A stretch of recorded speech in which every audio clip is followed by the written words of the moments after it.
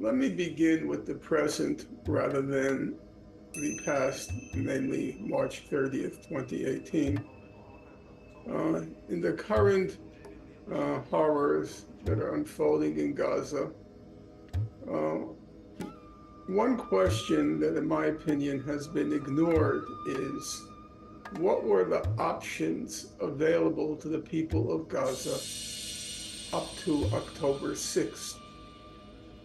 Unless you can point to options in a situation like the people of Gaza, namely, they have been confined for 20 or more years in what Israel's head of the National Security Council, Giora Eiland, called already as far back as 2004.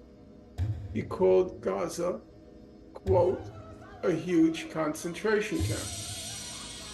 So, before you condemn what happened on October 7th, it seems to me you have to ask the question, what were the options available to the people who had been confined, in large part, had been confined from birth,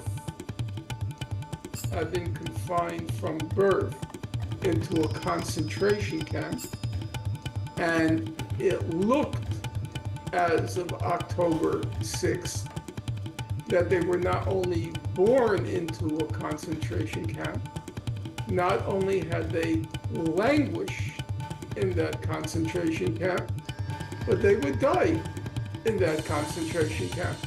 That was the situation they were confronted with. So, the usual response to the question, what were their options? The usual response is, well, Hamas was committed to Israel's destruction, so you couldn't negotiate with it. And why didn't the people of Gaza try nonviolent civil disobedience like Gandhi, Martin Luther King? You know the whole routine, okay? Well, let's look at those options. Option number one. From the moment Hamas came into power, it was sending signals, diplomatic signals, that it was prepared to accept a two-state settlement along the June 1967 border, what's called the international consensus on how to resolve the conflict. Now, I will admit there were aspects of Hamas's proposals or signals that required further negotiation. For example, Hamas was insisting on the full right of return of the Palestinian refugees. Even though legally they're on very firm ground, one can say as a matter of politics, it would have required further negotiations. That's not what happened. What happened was Israel, the United States, and the EU imposed these brutal economic sanctions on Gaza.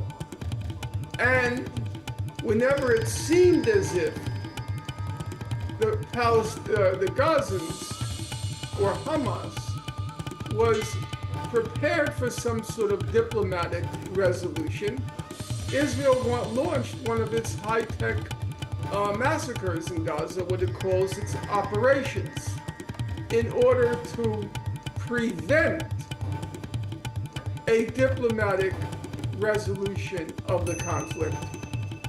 Without going into the details, what we can safely say is Hamas tried the diplomatic route, but it failed.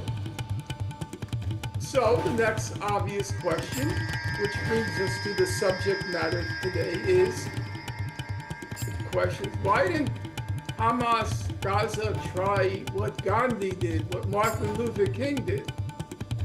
And here is the, you might call it, amusing response.